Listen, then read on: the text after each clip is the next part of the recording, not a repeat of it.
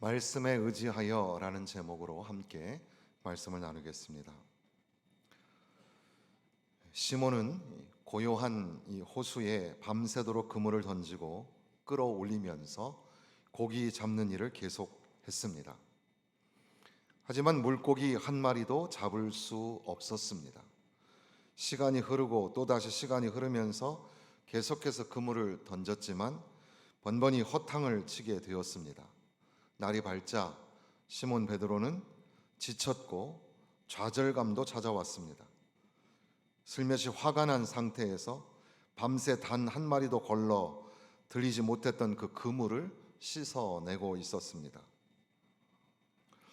물고기를 잡기에는 참으로 적합하지 않은 시간에 예수님께서는 시몬을 부르셨습니다. 예수님은 먼저는 그의 배를 빌려달라고 요청하셨고, 그리고 많은 무리에게 얘기하시는 듯 그렇게 무심코 시간이 지나가고 난 다음에는 베드로에게 직접 예수님께서는 그물을 던지라고 말씀을 하십니다. 베드로는 예수님을 생각하면서 그분이 고기 잡는 어부의 심정을 얼마나 알까? 그리고 어부로서의 전문적인 지식이 있을까? 사실 따지고 놓고 보면 예수님의 출생으로 보면 예수님은 목수에 더 가까울 텐데, 그럼에도 불구하고 포기하는 심정이었는지, 또는 권위의 선생님 그 말씀에 순종해서였는지, 이 밤이 맞도록 우리가 그물을 내렸지만 빈손이었다는 얘기를 하면서 그러나 말씀에 의지하여 그물을 내리겠다고 합니다. 그런데 놀라운 일이 벌어져서 그물을 올릴 수 없을 정도로, 그물이 찢어질 정도로 많은 물고기를 건지게 되죠. 그래서 옆에 있는 배 동무들에게 손짓하여 도와달라. 그래서 두 배가 함께 그물을 올리게 되어서 물고기를 많이 잡게 되는 그런 사건이었습니다. 베드로는 예수님 앞에 엎드려지면서 주님, 나를 떠나소서, 나는 죄인입니다 라고 고백을 합니다. 그것은 그들이 그 놀라운 사건 앞에 경외로운 마음을 갖게 된 것이고, 그 광경을 보고 있는 모든 사람들도 함께 놀라게 되었습니다. 그때 예수님께서는 놀라지 말라, 무서워하지 마라. 이제 후로는 네가 사람을 취하는, 다른 복음서에 의하면 네가 사람을 낚는 어부가 되게 될 것이다, 이렇게 말씀하시는 예수님께서 베드로를 부르시는 사건, 그것이 오늘 5장 1절에서 11절까지의 이야기가 되겠습니다. 이 말씀을 우리가 생각하면서 먼저는 예수님의 말씀이 군중들에게 들려지게 되지만, 그러나 그 말씀은 또한 개인 시몬 베드로에게 주시는 말씀으로 다가오게 된다는 사실이죠. 하나님의 말씀을 우리는 공동체적으로 듣습니다. 그래서 주일 이 한 시간에 여러 사람, 그러니까 불특정 다수에게 들려주시는 말씀, 그것은 매우 종교적이고, 그리고 또한 심오한 윤리를 가지고 있는 것처럼 보이기도 하고, 그리고 고상한 문법을 가지고 사회를 관찰하는 그런 시점을 가지고 있는 그런 좋은 이야기, 좋은 말씀, 그렇게 우리는 하나님의 말씀을 대하게 됩니다. 그러나 그 하나님의 말씀이 오늘 개인, 오늘 나에게 주시는 말씀이라고 할 때에는 조금 다른 무게를 갖게 되죠. 교회 공동체 전체에게 주시는 하나님의 말씀, 그러나 하나님의 말씀은 시몬 베드로에게 임하셨다는 사실이죠. 오늘 내 삶의 자리에 임하시는 하나님의 말씀. 그러니까 이것을 조금 더 깊이 생각을 해보면, 세상 사람들이 생각할 때 종교가 부담스럽고, 더 나아가서 종교는 저주다, 이런 말이 있습니다. 왜 그런 말을 하냐 하면, 종교가 종교의 자리에 그냥 있을 때 그때는 아무 상관이 없다는 거예요. 예수님께서 내 배를 빌려서 배 위에서 많은 사람들에게 무슨 얘기를 하든지, 그 전혀 상관이 없어요, 나하고는. 그런데 이 종교가 내 삶의 영역에 침범해 오는 겁니다. 그 말씀이 내 삶의 자리에 들어와서 이래라 저래라 말씀하시는 거죠. 그럴 때는 세상 사람들은 기겁을 하는 겁니다. 종교가 싫다는 겁니다. 고기를 잡는 베드로, 그는 그 배의 주인이고 그날도 역시 고기를 내리고 거두고 그리고 실패하고 이제 그물을 씻어내는 일을 하는 일에 모든 주권적으로 그 일을 하는 사람 베드로였습니다. 예수님께서 그 배를 어떻게 사용해야 될지, 그물을 어디다 내려야 될지, 고기를 언제 잡아야 될지 그런 얘기는 예수님이 안 하셔야 됩니다. 그 자리에 들어오는 것까지는 용납할 수가 없는 거죠. 목수였던, 그리고 이제는 설교자가 된 예수님께서 어부인 베드로에게 고기 잡는 법을 얘기하신다는 거, 그게 사실 말이 안 되는 거죠. 그러니까 예수님께서 베드로에게 말씀하신 것처럼 오늘 저와 여러분에게 하나님의 말씀이 임할 때 그저 종교적으로 또는 윤리적으로 또는 공동체적으로 그렇게 해주시는 말씀, 그것은 괜찮은데 그러나 내 삶의 자리에 들어오지는 마시라는 겁니다. 우리 가정, 우리 직장, 우리의 사업, 선택하고 경영하는 모든 일에 있어서는 내가 할 건데 목사님이 내 직업에 대해서 뭐 압니까? 내 삶의 형편을 압니까? 그러니까 하나님의 말씀에 내 삶의 자리에 깊이 들어오는 것은 그거는 용납할 수 없다는 거죠. 말씀이 그것이 속하여 있는 주일 예배, 그 주일 예배에 점잖게 앉아있는 여러분들에게 들려지는 그런 이야기가 아니라 말씀은 우리의 삶이라는, 우리의 사생활이라고 하는 그 삶의 자리, 그 영역에 침범해 들어오고 도전하신다는 것을 우리는 잊어버리면 안 됩니다. 하나님의 말씀은 교회 안에만 있는 게 아닙니다. 하나님의 말씀은 예배 안에만 있는 게 아닙니다. 하나님의 말씀은 삶의 자리, 직장에서, 사업장에서, 가정에서, 거기에서 하나님의 말씀이 선포되어지고 하나님의 말씀이 우리를 도전하실 때 그 말씀 앞에 순종할 수 있는가? 말씀이 과연 내 삶의 자리에서 주인이 될 수 있는가? 이것을 오늘 이 사건을 통해서 우리가 생각해 봐야 할 겁니다. 그리고 조금 다른 관점에서 또 하나 생각하게 되는 것은 예수님께서 근접 문맥을 통해 보면 많은 병자들을 고치시면서 천국 복음을 선포하십니다. 그런데 이제 예수님께서는 베드로를 부르시는 겁니다. 다른 복음서에 의하면 베드로의 동생 안드레와 함께, 그리고 같이 이 어부의 일을 하고 있는 야고보와 요한까지, 베드로와 안드레, 야고보와 요한, 그들을 지금 예수님이 부르시는 겁니다. 예수님께서는 예수님의 사역을 혼자 충분히 감당하실 수 있음에도 불구하고 예수님께서는 동역자를 부르신다는 사실이죠. 그래서 이제는 더 이상 고기 잡는 어부가 아니라 사람을 낚는, 사람을 취하는 그런 주님의 제자로 베드로와 안드레와 야고보와 요한 등을 부르시는 겁니다. 사람을 낚는 어부로 부르시는 거죠. 그리고 이제 예수님을 만나는 베드로, 그는 처음에는 예수님을 선생이라고 얘기를 했습니다. 그러나 그 놀라운 광경을 맞닥뜨리고 난 후에는 그 앞에 엎드려지면서 주여, 나는 죄인입니다 라고 고백을 하죠.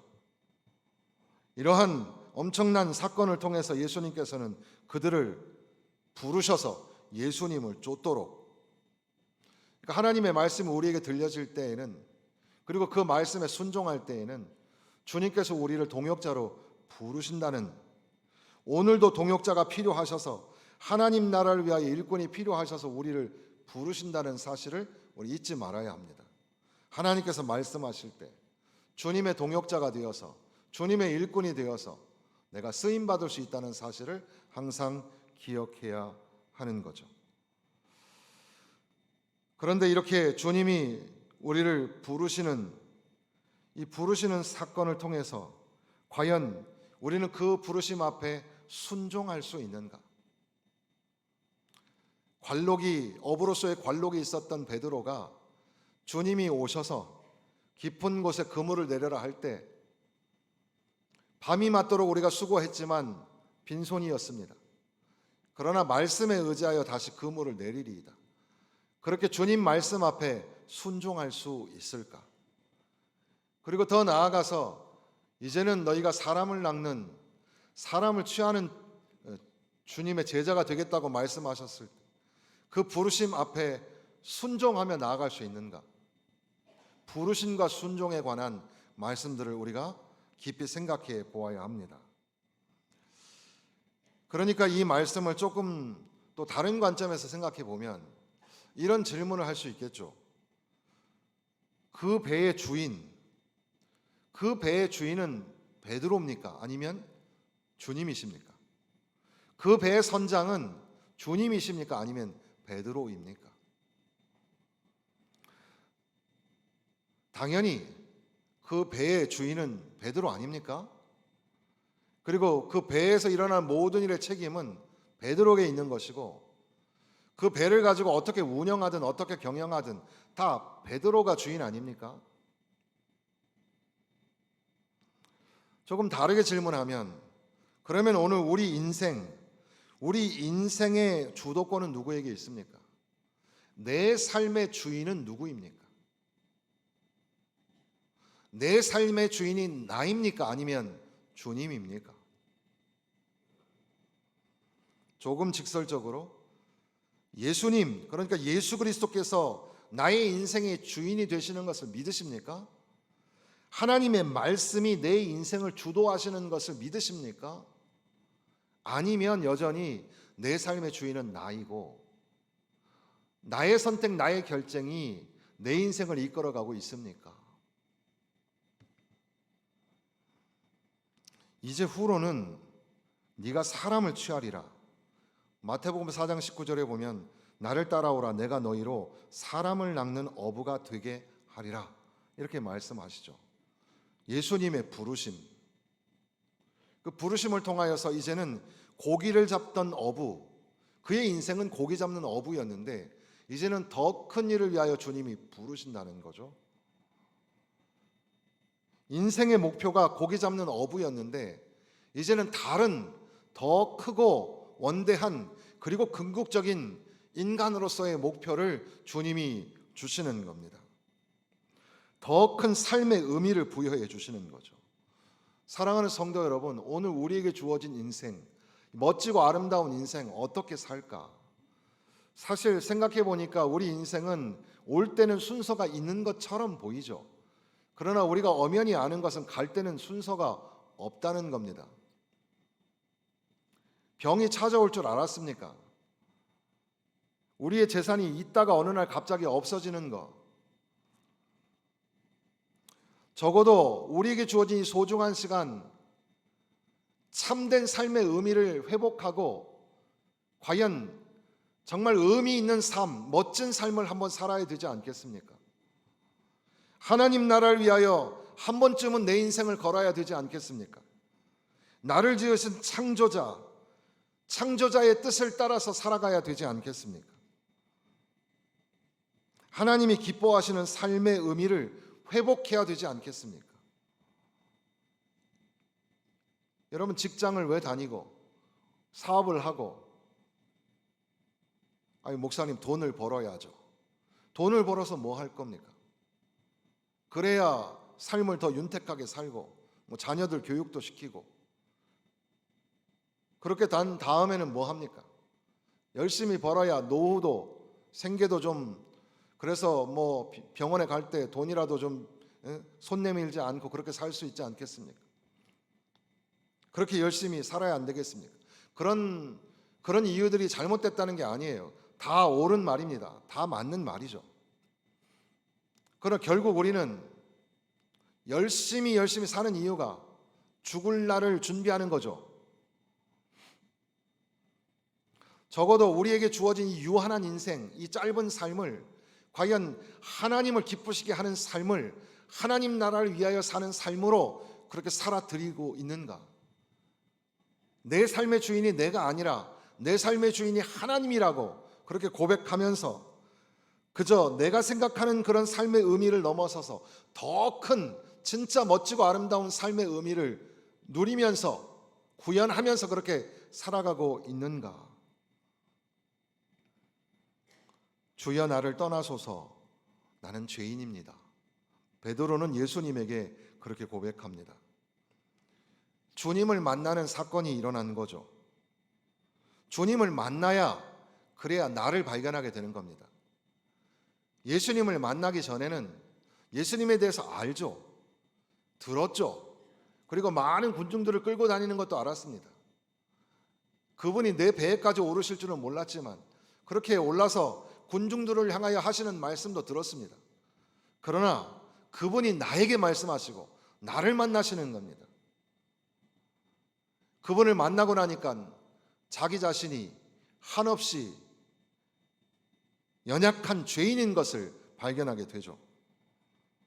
결국 내 삶의 주인은 내가 아니라 주님인 것을 깨닫게 된다는 겁니다. 요게벳의 노래라는 그런 노래가 있습니다. 연평안이라는 분이 만든 노래인데 그것은 이제 아기 모세를 떠나 보내는 그런 어머니와 누이의 심정으로 그렇게 이제 가사를 지은 건데 작은 갈대 상자 물이 새지 않도록 그러면서 이제 떠나 보내면서 하나님이 너를 지켜 주실 거야 그런 내용이죠. 그 후렴 가사에 너의 삶의 참 주인 그 너라는 단어가 여러 번 나오는데 그 너를 나로 바꿔서 이렇게 읽을 수가 있겠습니다. 나의 삶의 참 주인, 나의 참 부모이신 하나님 그 손에 나의 삶을 맡깁니다. 나의 삶의 참 주인, 나를 이끄시는 주, 하나님 그 손에 나의 삶을 드립니다. 그분이 나를 구원하시리라. 그분이 나를 이끄시리라. 그분이 나를 사용하시리라. 그분이 나를 인도하시리라. 여러분, 여러분의 삶의 주인이 누구입니까? 우리의 삶의 주인이 하나님이신 것을, 내 삶의 부모가 주님인 것을, 그래서 내 삶을 맡기실 수 있겠습니까? 내 삶을 드릴 수가 있겠습니까? 그분이 나를 구원하시고 그분이 나를 이끌어 가시고 그분이 나를 사용하시고 그분이 내 삶의 주인이 되시는 그분이 나를 인도하여 가시는 것을 믿으십니까? 본 회퍼는 그러니까 우리가 예배 시간 처음에 선한 능력으로 노래를 부르는데 그 노래를 만든 그 본 회퍼는 이런 말을 남겼죠. 그리스도가 한 사람을 부르실 때는 와서 죽으라고 말씀하시는 것이다. 주님의 부르심 앞에 나는 죽고 내 안의 주인이 되셔서 나를 이끌어 가시는 겁니다. 주님이 나를 부르신다. 그러니까 고기 잡는 어부, 그 삶의 주인은 시몬 베드로였지만 그가 이제는 주님을 만나고 주님을 통해서 새로운 인생이 됩니다. 이제는 더 이상 고기를 잡는 어부가 아니라 사람을 낚는 어부가 됩니다. 팀 켈러 목사님의 책 중에 일과 영성이라는 책이 있습니다. 사실 그 책의 원 제목은 Every Good Endeavor라는 제목입니다. 모든 선한 수고 이렇게 번역할 수 있겠죠. 소제목은 Connecting Your Work to God's Work 이렇게 되어 있습니다. 그러니까 당신의 일과 하나님의 사역을 연결하기 이런 소제목입니다. 그래서 우리 번역에는 일과 영성으로 번역이 되어서 책이 나와 있는데 그 책은 크게 세 가지를 이야기하고 있습니다. 우리가 왜 직업을 갖는가? 왜 우리가 일을 하는가? 왜냐하면 하나님이 그 일을 설계하셨기 때문에 선한 하나님이 우리의 직업을 설계하셔서 그 안에 하나님의 축복을 담으셨다는 겁니다. 그러니까 우리의 모든 직업을 통하여 하나님의 축복을 만날 수가 있다는 거죠. 그런데 왜 우리가 일이 잘못되고 일이 실패하고 또는 그 일로 인하여서 어려움을 당하게 되고 일이 하기 싫어질까? 왜냐하면 그 일이 죄로 말미암아 변질될 수 있기 때문에. 하나님의 축복을 담은 것이 직업인데 그러나 그 일이 우리의 죄, 우리의 욕망, 욕심 때문에 변질될 수 있기 때문에. 그러면 세 번째, 우리가 어떻게 일과 영성을 좋아할 수 있을까? 복음의 날개를 달아낼 수 있을까? 고린도서에서 바울 사도가 먹든지 마시든지 무엇을 하든지 다 하나님의 영광을 위하여 하라, 이 말씀을 생각하면서 우리의 일을 통하여 하나님 앞에 영광을 돌리는, 내 삶의 자리에 모든 것을 통하여 하나님의 뜻을 이루어 드릴 때 다시금 그 직업이, 그 일이 하나님의 축복의 통로가 될 수 있다는 거죠. 그러니까 삶의 자리, 비즈니스 그 영역, 그곳에서 예수님을 만나야 합니다. 하나님의 말씀을 들어야 합니다. 그 말씀 앞에 거꾸러지고 예수님을 만나는 사건, 주님의 부르심 앞에 순종해야 합니다. 그때 우리는 새로운 인생을 경험하게 되고 그저 예배당 안에서만 듣는 말씀이 아니라 삶의 자리에서 그 말씀을 순종함으로 말미암아 하나님의 놀라운 사건에 동참하게 되고 하나님이 부르시는 그 부르심 앞에 이제는 제자로서 멋진 인생을 다시 살아가게 된다는 겁니다. 사랑하는 성도 여러분, 우리의 삶의 주인은 바로 예수님이십니다. 그분이 오늘 우리에게 하시는 말씀이 내 삶의 자리를 너무나 모르고 하시는 말씀처럼 들려도 그 말씀에 순종하십시오. 그 말씀과 만나는 불꽃이 튀는 그런 사건이 여러분 삶에 일어나기를 바랍니다. 그리고 그 말씀을 통해서 다시금 하나님의 놀라우신 축복, 인생의 참된 의미를 발견할 수 있기를 바랍니다. 그 말씀에 순종할 때, 그 말씀에 의지할 때 이제는 우리의 삶을 통하여 하나님 앞에 영광을 돌리는 삶을 살게 될 줄로 믿습니다. 이 말씀이 여러분 한 주간의 삶에 도전이 되기를 바랍니다. 하나님의 말씀을 듣고 그 말씀을 내 삶의 자리에 어떻게 적용할 것인가? 우리 가정에서, 우리 직장에서, 우리 삶의 자리에서 하나님의 말씀이 거기에서 역사하고 움직일 수 있도록 그 말씀에 반응하며 순종하고 사시는 한 주간이 되시기를 주님의 이름으로 부탁을 드립니다.